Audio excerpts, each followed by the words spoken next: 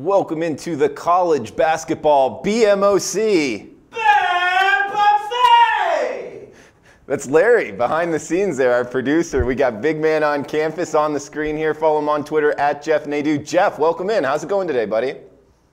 Doing good. Always like to hear Larry on the show. Very boisterous bet buffet. I like it. Yeah, man. It's a different tune back there, Larry. We like it, bro. Good job, man. Well, hey, Jeff, we got, college basketball, man. How has this week in betting college basketball been to you? Well, I'm 18-8 over the last 2 weeks. New week started last night, and I had Drew. I have to knock on wood for this because I can't say I've had many of them this year, but I had a bad beat. I had the under in the Baylor-Texas game. It was 25-22 at half. They go to 2 overtimes, and the game goes over. It was a tough one because it really shouldn't have ever gotten there. Yeah, man. You got OT'd is pretty much what it comes down to. But yeah.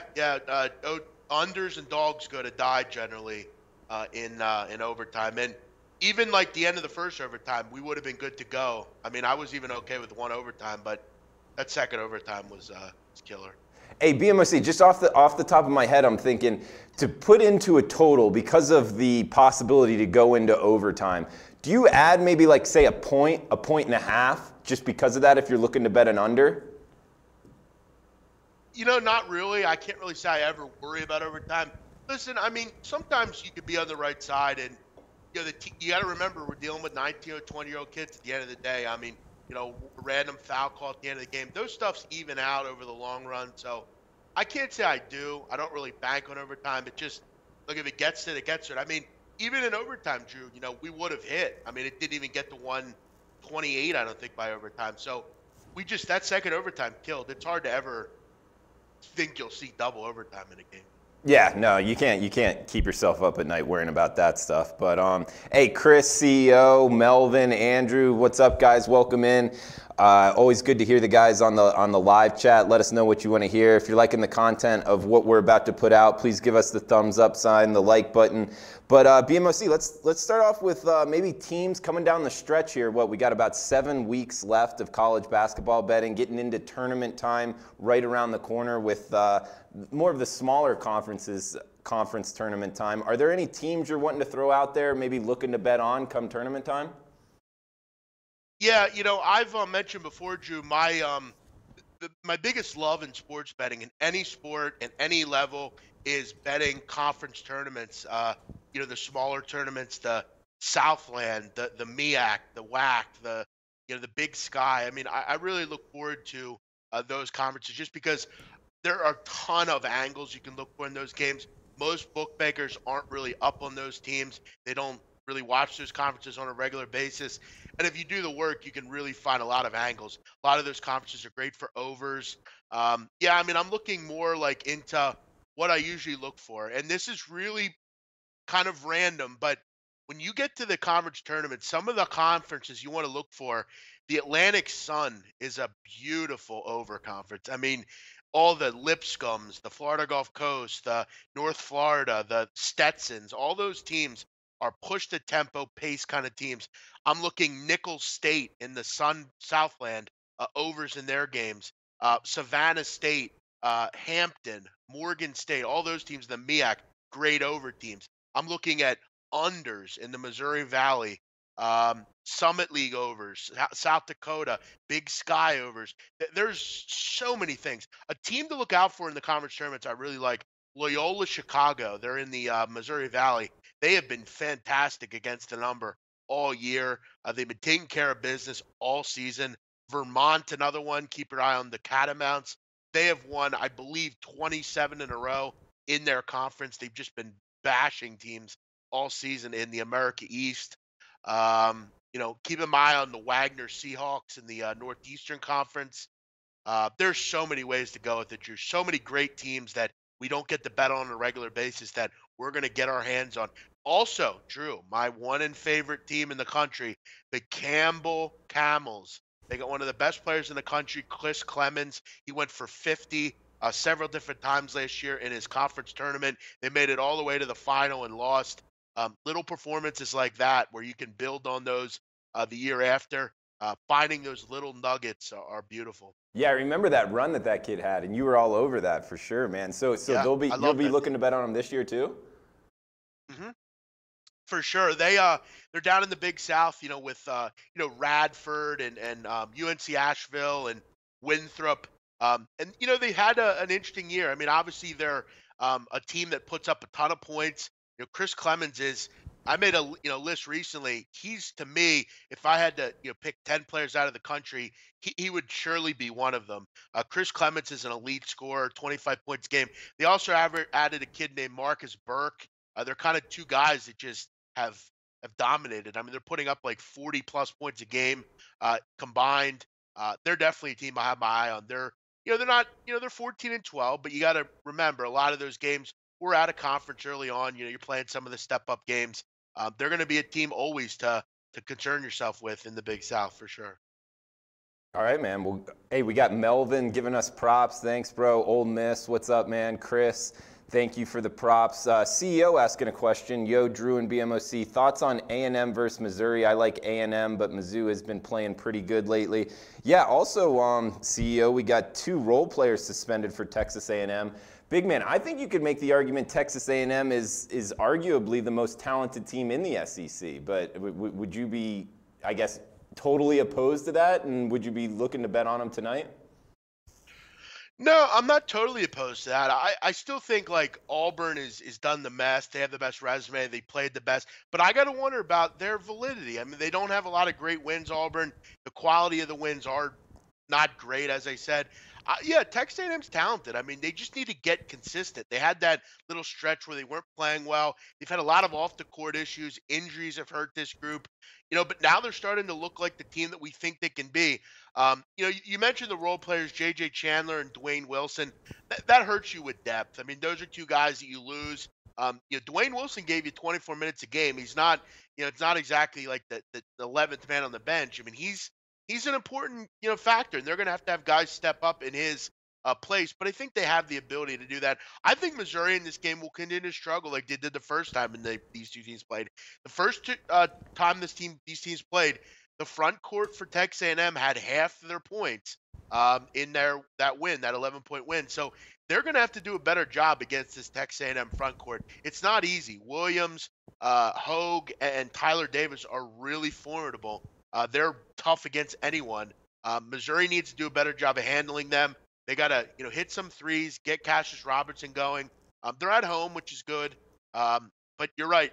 Texas A&M playing some good basketball. It is hard to beat a team twice. This is such a coin flippy type of game. But I would probably, gun to my head, take the points here. This should be a great game, though. In Big Man, do you have any opinion on this total? I've heard what Missouri was looking to shoot the ball earlier in the shot clock. Do you think you would be looking to bet this over? Yeah, because I think you're going to have a lot of easy buckets from Texas A&M. I think they're going to be able to handle their business on the block. It's so tough to defend those guys down there, and they've been shooting the ball particularly well. They're almost at 50% over the last 5 games. Really done a nice job offensively, and Missouri's been really good at home on the offensive end. Both teams pretty good from the foul line. The difference here, I think, for Texas A&M is going to be on the glass and defensively. I think they're a bit better than Texas A&M is or Missouri is. They're going to out rebound them. They're going to get some easy buckets. And like you said, Missouri's going to shoot a little bit earlier in the shot clock. Texas A&M's just had their number over the years, and I'm not really looking to bet against that right now. Okay, and guys, we got a bunch of topics we're wanting to go over, but yeah, we'll be answering things in the live chat. BMOC, do you want to hit on this Nebraska game tonight? I know it was a big thing in Point Blank, which Dave Malinsky puts out. I think he's on Nebraska. Do you agree with him tonight on the Cornhuskers?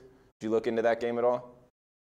I've been almost like bombarded with Nebraska over the last couple weeks because you have an interesting issue here with Nebraska. When you're looking at them from our perspective, they're a good bet. They're one of the best in the country against the spread. But when you're looking at them from a can this team make the tournament, I don't think they can unless they really wow you in the Big Ten. I don't think they're there resume-wise. But if you don't care about that, And am I going to tell you tonight? They have to win this game. You can't if they lose again this season in this conference before the tournament, they're not going to the NCAA tournament. They're just not. And this is a game at home. They have to take the bull by the horns and win. They can't screw around here. This is where Tim Miles. This is why you've been kept around in Lincoln to win games like this. You've proven you can win 8 of 10, and you can beat Rutgers and Minnesota and Illinois and Penn State, but this is the big time. You're getting a pretty good Maryland team in here. Here's the issue I also have with this game, Drew, and I want to make this clear. Stop bringing up Nebraska recently against the number. They were underdogs in that game. This is different. They are laying points, and the problem that I have here is 80% of the money is on Nebraska, and the line has plummeted. That is a big-time red flag for me in this game. And I know people will point to, well, big man, the last 2 games, I heard the same thing, and they got the job done. They were an underdog in those games. They're not here. They're laying points at home. It's not a situation I'm looking to do. Do they need to win? Yes. Are they going to? I don't know. Probably. But from a betting perspective, I just can't step in front of something like this. Sorry. Yeah, big man. I love how you answered that about tonight's game. Like, you've been bombarded with Nebraska just topics, really. It's amazing. Because we're literally talking about a team that in 2 weeks, 3 weeks, I don't know that they're going to be relevant, frankly. They're not a team that you can look at and say, wow, I'm impressed by their resume. Their best win is against Michigan at home. They don't have any good out-of-conference wins. Every time they've stepped up in competition, they've gotten their ass kicked. Okay, it's just the truth of the matter. I know we want to fall in love with these teams, but they're not a team long term that I really think you could profit off of. And the problem that you're going to also have is at the end of the season, they have 4 games left. None of them are against good competition. So they're really going to have to make a run for me in the tournament to get in there, because you have teams around you that have better opportunities. And I'm not, look, if Temple loses and St. Bonnie loses, then Nebraska's more involved. But I'm just not very impressed with their resume. Against the spread, they're very good, but I don't think they're a relevant team in a couple weeks. Yeah, no, Nebraska's getting a lot of fanfare. What about another team that is obviously a popular team, Notre Dame, the Fighting Irish? There's a lot of different ways to look at this team, big man. I mean, they had that terrible run, but it was in ACC play. They lost, 6, 7 in a row. Good teams, Duke, Clemson, Virginia Tech, Louisville, competitive in a lot of them, then came back, won against BC, beat Florida State, and then just two nights ago lost to UNC, didn't look good at all. This is kind of a tough handicap for me with Notre Dame, sitting at just 15-11. I guess you could say it's a pretty strong 15-11 being in the ACC with the schedule they've played, but would you look to bet on them against Boston College, or would you be kind of putting them in a fade city category, big man? I mean, it's real hard to get involved with them right now because they seem just gutted after Bonzie Colson went out. I mean, they've just really haven't looked very good. And that's the issue. When you lose an All-American, this is what happens. This is why he's an All-American. Okay, if Trae Young got injured, Oklahoma would plummet game to game. They're so dependent on one guy, and that's the truth in college. It just is. And with this team, that's been the major case. Matt Farrell's a great player, but when you take away his best, running mate, it's like having, Jordan with no Pippen. I mean, Jordan was great on his own, but he needed others to kind of, fulfill what he's doing. I mean, I don't think Michael Jordan would have been the same player without some of the guys around him. It just, you look at a quarterback that's good in any level. He's not good by himself. He's really good by himself, but to win games, you need other people. You need the offensive line. You need, when you drive a car, Drew, if not everything's working together, it's not going to go anywhere. You need to have the people around you. And there's those random guys that will put on shows and stuff, but to win anything, you need to have a team. And they, unfortunately, are without their best guy. And Colson is an All-American. He's a top 10 player for me in the country. Unfortunately, until he gets back, their seasons were down the drain. They're not in the tournament. They're not going to make the tournament. The only hope is that he'll come back at some point, maybe towards the end of the year, and you can get him against a Virginia and maybe vault yourself somewhere and make a run in the ACC tournament. But it's a shame, because I'm a big Notre Dame guy. I like Mike Bray. He's a hell of a coach. I just don't see a feasible way to really get involved. I think they are what they are without Notre Dame. Well, without big Colson. man, could Colson be back for the ACC tournament? Uh, well, I think it's possible. I mean, he was supposed to be out 8 weeks. 8 weeks is about up. I think it already is up actually. I got to do a little bit more research into that. They have some good beat guys that you know, he kind of keeps it close to the vest, but I would expect he should be back by now. I mean, it's been 8 weeks. Um, I'd hope, but there's always setbacks. Things happen. And it's a shame that he suffered this in practice. It's a foot problem in practice. I mean, I could handle a game, but losing him in practice is hurtful, man. And big man, just off the top of your head, let's just say they beat BC, lose to Miami, beat Wake, beat Pitt, and then lose to Virginia, win 2 games in the ACC tournament. You think that they're out of the NCAA tournament? Oh, they're not in it now. They have little chance if they. And here's the issue, Drew, that will present itself, and it presents itself to Nebraska. It's if you're on the bubble now, do you have opportunities to broaden your resume? And beating Boston College doesn't move the needle at all. Beating Miami, okay, that's nice. Beating Wake doesn't do anything. Beating Pittsburgh is dreadful. That doesn't do anything. Look, if they could find a way to beat Virginia, beat Miami, and make a run in the ACC tournament, sure. But and they have chances here, but they need Bonzi back. They're not beating those teams without Bonzi Colson. All right, and big man, we got some totals action. Also, I guess betting teams at home or away, and also in conference. But we got a bunch of guys in the live chat asking about Georgetown Butler. First game on the docket for tonight. Looks like 151.5 the total, minus 11.5, minus 12, depending on where you're shopping. You have any interest in Georgetown Butler tonight? Yeah, I kind of do. I'm kind of looking towards possibly the dog here. Georgetown's has been a great bet on the road this year. And Butler will play their game. Butler will run with them. That's kind of Butler's concerns at times. They'll run with teams. And I think a lot of people are jaded by Butler. I don't know how good they are. They're a good team. I'm not blown away by Butler. They play well against Villanova. That's kind of what you need to know about Butler. But against everyone else, they're an average basketball team. I don't think they're worthy of laying double digits here. I don't care that it's at home. Georgetown's a decent team that hangs around. They're pretty good offensively. And the truth of the matter is, Butler has just not been good defensively in this conference. They're giving up almost 80 points a game. Both these teams can score. Both these teams go up and down. I don't hate the over here. You look at both these teams, high 70s free throw percentage wise. This conference is a haven for overs. I definitely think we see an upper tempo game. I don't think that it's out of the question that Georgetown won't hang around. I just don't know that I see 11 points difference between these teams. If it was 5.5, 6, okay, maybe, but 11.5, that's a lot of points to lay with Butler, a team that has had issues defensively all year. They'll run with you, and that's when you're playing a team that likes to run up and down. You got to try to do something different and slow them down. Butler will almost, Creighton does it too. Creighton will play with you. They'll run with you. Sometimes that's not the best idea.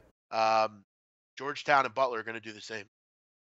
All right, good stuff. Big man on campus. Follow him on Twitter at Jeff Nadeau. Obviously knows this stuff. One of, if not the most knowledgeable college basketball bettors in the world. Guys, appreciate the thumbs up, the likes button. Also on your social media outlets, Facebook, Twitter, if you could retweet or share it, we'd really appreciate it as well. Trying to get the word out on the show. Big man, got some trends here, some unders. We got Ohio State 6-19 to the under, Bama 6-18, Pitt 4-17. That's 4 overs, 17 unders for Pitt. UVA 5 unders or 5 overs, 17 unders, and Valpo 7-17 to the under. These teams, any of them off the top of your head, you would continue looking to bet towards the under, like the market hasn't caught up? Or do you think now is the time to turn kind of the tide on some of these teams and look to bet them over the total going forward? No, there's not any of those. Any of those you mentioned, I would actually almost welcome even adding some of them to that, some more to that list. Virginia's a stone cold under team. I mean, that's just who they are. They're great defensively. They have limited success offensively. They defend at such a high level. They don't, pace is the important thing. All those teams you mentioned are very slow. And I will liken it to Valpo, a team out of the conference I mentioned, the Missouri Valley. you have a lot of teams in that conference that are slow. Bradley, Northern Iowa, um, Missouri State, all those teams are pretty slow always. Yeah, I like the Valpo one. Ohio State maybe I'd take out just because yeah, I think they're gonna, obviously gonna play some teams that are a bit better offensively. I'd have to see the totals. I'm not in love with the Ohio State one, but yeah, Pittsburgh's just they're very slow tempo. They suck offensively. They're awful on that end. I mean, they're lucky to score 55 points in games. And they're competent on the defensive end. Not great, competent. And when you're playing a Syracuse, Georgia Tech, those are the teams. If I see those teams, like, let me see Pitt's schedule coming up here, because they're facing like a Boston College or a team like that. Even teams like those, I mean, pace is extremely important to dictating totals. Like if Bonzi Colson's not back in that Notre Dame Pittsburgh game, I'd be looking under. Xavier Pittsburgh, I feel bad for Pitt, honestly. They're not going to score 40 points in that game. Mark my word. They'll score like 38 points in that game against Virginia. It's amazing how you can literally look at a game. Like that game's not for 2 weeks, and I'm already chomping at the bit to bet that game. Like I will bet the under whatever number is. I don't care what the number is. I'm betting it. Like Pittsburgh's not scoring 40 in that game. So over under Virginia Pitt of 112. You like the under? I would bet large on that. Yeah. Because Drew, you look at it like this. When you're dealing with over-unders, you have to, before you make the bet, you have to think in your head, okay, what score beats me? Okay, so to get that game over the number, I think, honestly, you're going to need 50 points out of Pittsburgh, and I don't see it. Like, I wouldn't be surprised if that game's like 80-37 or 75-37 or something. Like, I wouldn't. And I don't know that Virginia is good enough offensively and will have enough possessions, because, Drew, when you're dealing with possession basketball, you're literally only having the amount, like you're going to get 60 possessions. That's all you're going to have. And add in Pittsburgh, they're slow as well. I don't think they're going to have enough time to put up 70 points. That game has like 63-40 written all over it. Like that's like 105. Like I'd bet under 110 in that game, probably. Yeah. No, I have no interest in betting Virginia overs. Hell, I'm betting them under tonight. Hey, let's talk about the over trenders. We got UNLV 17-7 to the over, LaSalle 17-7, both leading the way. Villanova 17-8 towards the over. TCU and Duke 17-8 as well. Any of these teams catching your eye to keep betting over, or maybe turn the tide and bet under on any of these teams? Yeah, I think Duke's a good one. I mean, the great thing about Duke is they've went over even with bad guard play. Like their guard play has been, pardon my French, shit this year. Like Grayson Allen's not been good. Trayvon Duval's not been good. They've been going over even with those guys not playing well. Niagara's a great over team. Ryder, UNLV you mentioned, that's a great one. You mentioned LaSalle, they're going tonight. That's a good one. I'll tell you what, man, the CAA, that's one of my favorite over conferences. William and Mary, UNC Wilmington, Towson. There are some really good ones. Overs are the best. Love them. Okay. So when you said Duke, you meant keep betting them over? Oh, sure. Yeah, Okay. because I think it's only going to continue. You look at what they're doing. I mean, they're 57% from effective field goal percentage. That's very high. They've had issues all year defending. I mean, they're almost a lock every game to give up 70 points. So, that's if you're getting totals in the 150s, I think they're very comparable to bet overs with Duke. They're just fit for it. The tempo's high. They don't defend. They get a lot of offensive rebounds. I mean, Drew, they're getting an offensive rebound on almost 40% of their possessions. That's ridiculous. That's really high. I mean, that's amazing. If they can just get some better guard play, I mean, I don't see any reason they're not touching 90 from here on out every game. Big man, a little bit more specific. Let's get into home records. We got Mississippi State sitting at 16-1, Texas Tech and Xavier both 15-0 at home. So for these three teams, also at some other teams that are really good home records, How much do you kind of put that into the schedule going forward? And do you give them maybe more than 3 points, more than 4, 5, 6 points when they're playing at home? Yeah, I mean, I definitely would. I think Mississippi State is, for me, they're a stone cold under team. I like Mississippi State a lot just because I don't know, like, I'm not literally running to run and lay points with Mississippi State. Like, if they're a 5, 6 point favorite at home, I'm not running to bet them. You mentioned winning at home, they're 60-1, but against the number, I'd like to see what they are at home. I'm sure it's fairly good, but I'd like to see how many games they're, an underdog in, because they're not at home. They're not a favorite against Tennessee, Auburn, all those teams. A team that I want to point out, Drew, home wise, is the Alabama Crimson Tide. They're a team at home that I've ridden against the number all year. The concern you have is now you're laying some numbers. You look at tonight; they're laying 7.5 tonight. That's 3+ possessions in this game. And they're a team that has some great things to bet on. They have Colin Sexton, who is a great pick and roll ball handler. He can get to the hoop. He can set others up. They're a great rebounding team. They do a nice job. One of the big things I love with Alabama is they're great in transition. They do a great job in transition defense. They really limit their opponents, and that's one of the reasons they beat Auburn a couple weeks back without Colin Sexton. They get back in transition and don't allow easy baskets. Against LSU, they're going to have to be a similar type of team. Here's my one concern with Alabama. You're laying 7 points tonight. You're going probably to be in a situation where you need to make some free throws at the end of the game. It's very odd, but at home this year, they're shooting 61.3% from the line. That is not good enough. They have to be better. And that's the one issue I have with Alabama. I don't mind laying 1.5, 2 points. This time you're laying 7. You're going to have to make some foul shots. Can they do that? I don't know. Yeah, under 70% free throw shooting. That's one thing I've learned from you. Not interested in betting those type of teams, huh? No, you can't. You're not going to win. Yeah. Look at Drew. I want you to, when you have a chance sometime, go through like bad teams in the country against the number. Like, look at Pittsburgh. A team like that, or any team that's poor against the number, and take a look at their free throw percentage. I'm gonna almost guarantee that it's not good. It's just how it goes, man. Like, you have to make free throws, and if you don't do it, you're not gonna win. I'm surprised the market isn't more in tune to that. Like, how isn't that just factored in already? Well, I mean, I'm sure it is in some way, but like, I'd have to, and when I have time, like, I'm so busy nowadays, it's hard for me to sit down and actually go through like a model and see how many teams are actually like bad against the number. But Drew, give me a team right now that's bad against the spread. All right, let's pull it up. 1 second. What do we got here? We got let's say Vanderbilt. They're pretty bad against the spread. 6-16. I'm almost willing to bet that free throw percentage wise, they're not good. Let me look that up here.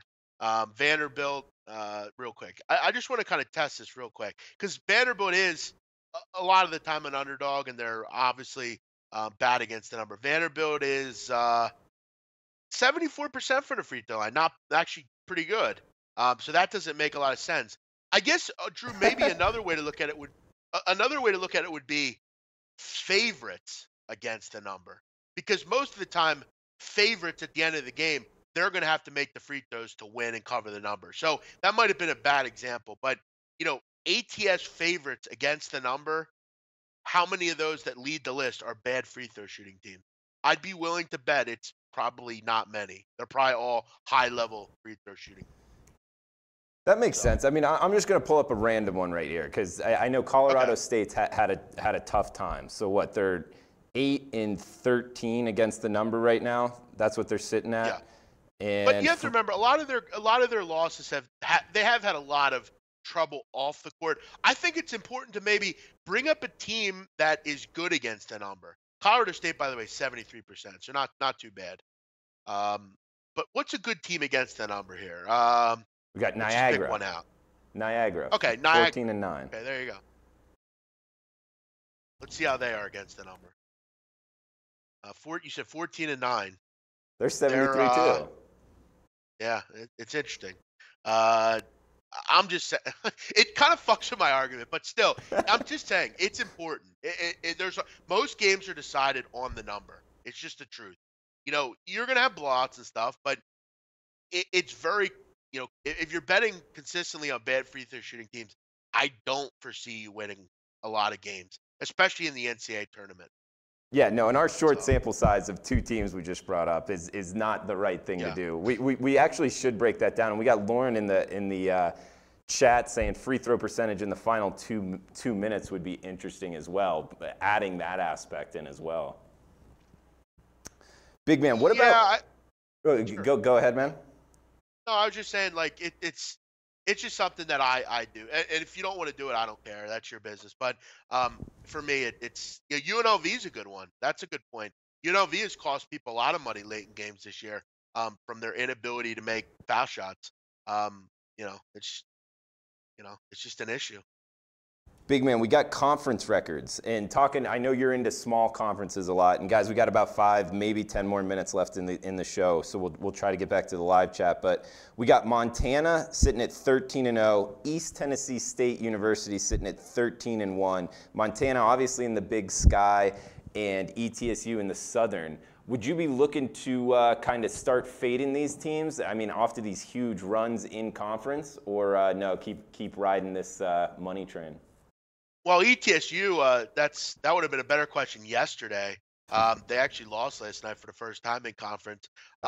Yeah, ETSU, I think they're just in a tough conference. There's a lot of good teams in the SoCo. Furman's a good group. Wofford's playing pretty well. Obviously UNC Greensboro. Yeah, I don't think it's going to be as easy. They're really kind of a game-by-game thing. Look, if they're playing VMI, I'd probably bet them. If they're not, if they're playing Wofford or something, I'd probably not be as interested. SoCo's a tough one. Teams that I will continue with, UL Lafayette, Loyola Chicago, South Dakota, all those teams. What were the other ones you mentioned? I just wrote down Montana and ETSU sitting at the top, 13-0, 13-1. Yeah, Montana's a good one. Montana really, I know they didn't cover over the weekend. The problem that Montana's having is, in a lot of these games, they're laying some big numbers. I mean, they're laying 16 over the weekend against Sacramento State. Sac State almost won the game. I like Montana more in the 2 to 7 point range. And, you look at coming up, they're going to have a lot of competitive games here. They have a tough end of the year. They got Eastern Washington in Eastern Washington, got Idaho.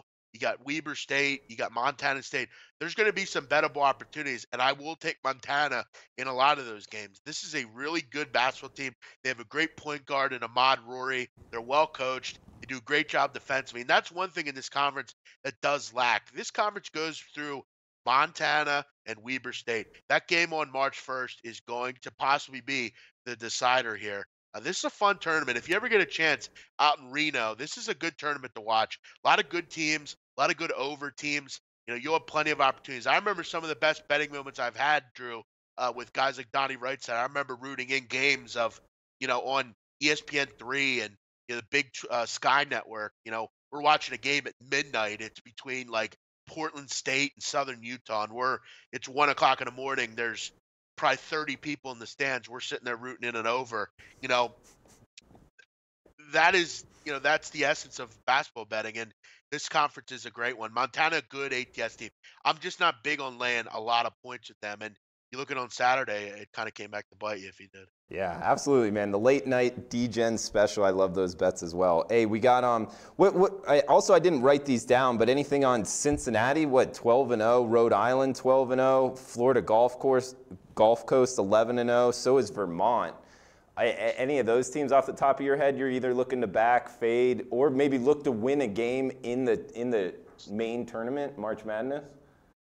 Yeah, Florida Gulf Coast is an interesting team. They played a lot of really good competition in the out of conference schedule. They played Wichita.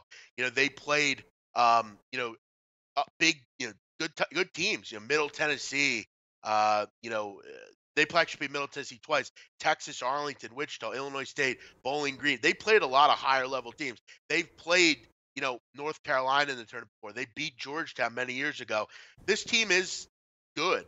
The team that I think could win a tournament game is you mentioned Vermont. I think they could do it. I mean, they almost did it last year. Had a great game against the the Purdue Boilermakers. They have a couple really good players there up in Vermont. Like them a lot. What was the other team you had there, Drew? Yeah, and big man, they played Kentucky pretty tough early this year, They I did. believe. They actually did. That's a good point. I actually had them in that game. One of the first games of the season, they were getting 13. I think they lost by, I think, 2 points or 4 points, something like that. This Vermont team's a good group. John Becker's done a great job with that group. And they've even done it this year, Drew, without their best player, Anthony Lamb, who's been in and out of the lineup with an injury. So, yeah, they're a team to look out for. What was the one other one you mentioned, Drew? Cincinnati, Rhode Island, both Oh, undefeated. sure. Yeah, yeah. Cincinnati's my they're my group, man. I love that team. I've been throwing them down people's throats really for weeks now. Um I think, Drew, and I might get some flack for saying this, I think they could be overall, if you put both teams on the court, I might take them defensively over anyone. Like, and I'm even talking about Virginia. I think lengthwise, they're everything you want in a defense. They move around well. They limit gaps. They limit shooting lanes. They're just. I mean, Mick Cronin. I'm not a huge fan of his, but I'll tell you what, he is a hell of a defensive coach. And they're actually a team that I think can match offense with their defense. They have some really high level players in like Gary Clark and Kyle Washington. I want to really see how they do in their conference tournament, because we saw it last year with the SMU Mustangs. They rolled through their conference games all year. I mean, they took care of business. They were blowing teams out, but they had a limited bench, and you didn't really know what to expect. They get beat in the first round of the tournament. You're going to find out a lot about Cincinnati over the next two games. They have Houston on the road, then they come back home and face Wichita. And then they get Wichita at the end of the season as well. So three out of your final six games are against Houston and Wichita. If they can get through that little stretch, they are really for real. Hey, big man, back to your Vermont team. You were saying them early in the season, and then after that Kentucky game, I looked to go bet on them as well, and they're not a boarded team, huh? Throughout the No, you can't bet on them. so America East. Yeah, they're go ahead. no, I was just gonna say. So is that into that kind of concept that you were talking about non-boarded teams, and then they get into their conference tournament, and then you just pound them? Yeah, that's kind of what I was saying. You can if you're willing to lay numbers, like to win their conference tournament and stuff, yeah, betting them game to game. Most bettors don't know much about Vermont. They know that they've made the tournament before and things like that. And that's why for me, like, I really just use the public kind of against themselves in a way. I see so many people. Like last night, I saw millions of people on Jackson State. And it's like, it was the right side, but it's like, none of you guys even know a conference they're in. You don't know one player on the team. You don't know how they play. It's just, that's for me where doing all this work will pay off, and it will get me to kind of a continued profit is I can, if you come to me and say, tell me about North Florida or Lipscomb, like, I'll give you something on them. Like, I have something. I know how they play. I know the general schematics of the team. Yeah, Vermont fits in perfectly, and Vermont is, a team. But then you'll ask me, like, if let's say they get UMBC, Maryland Baltimore County. Maryland Baltimore County is a decent team. They have a kid, Jarris Lyles. He's a great player. They played well against Arizona for about 30 minutes this year. Little teams like that can really throw wrenches into armor. Stony Brook, always a tough team. New Hampshire, we mentioned Albany. They're a team that's been in the tournament. So, all these conferences are so shut off from us, but we're going to be able to bet on them soon enough. And you're starting to see it now with MEAC and SWAC games. They put them on Mondays, and they give you opportunities to bet them. Last night with Delaware State or Prairie View A&M, sitting down like on a Monday when you have one game going, sit your ass down and watch those games. You can learn a ton, and it's going to help you down the road when we get to March.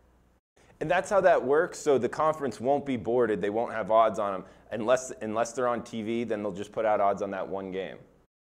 Correct. They generally, that's how it's done. They put there are certain teams and conferences that have television rights with ESPN. For instance, the MEAC, the Mid-Eastern Athletic Conference, the historically black colleges, they have TV rights with ESPNU. So ESPNU every month, like the month before the tournament, will pick a game each week, and they'll throw it on. They'll throw it on ESPNU, and if it's on TV, the books will put a number out for it.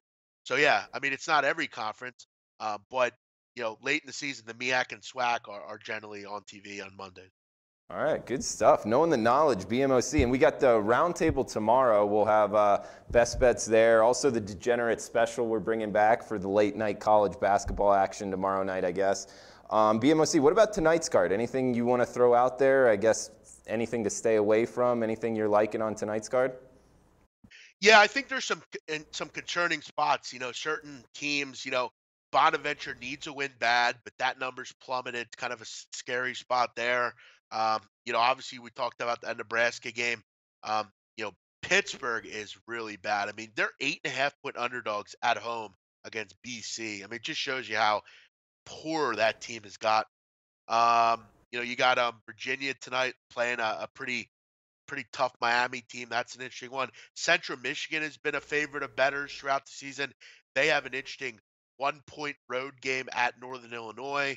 Do you trust Michigan State at this point? A lot of people, I know a lot of my couple of the guys that I talk to, colleagues in the business, we've been fading Michigan State since the whole issue at the campus broke out, and you know they've been.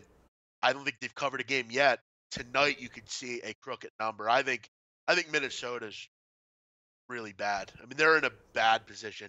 You lose Reggie Lynch, that's like losing Bonzie Colson to Minnesota. Amir Coffey's been out. Minnesota's dreadful for it. All right, man. Well, anything else you want to throw out there before we shut this down? No, always appreciate the opportunity to talk college hoops. As you said, we'll be back on tomorrow doing some more work with the guys over there. As far as the rest of the card, I'll break it down in more a little bit later. Look for me obviously on Twitter. I do a ton of stuff and always trying to keep people engaged. So we'll get some plays of the day going here and try to find a winner on the card tonight, Drew. Thanks for the opportunity, man. Yeah, absolutely. And Larry, anything from your end? Anything else? All right, man. Well, this has been the BMOC.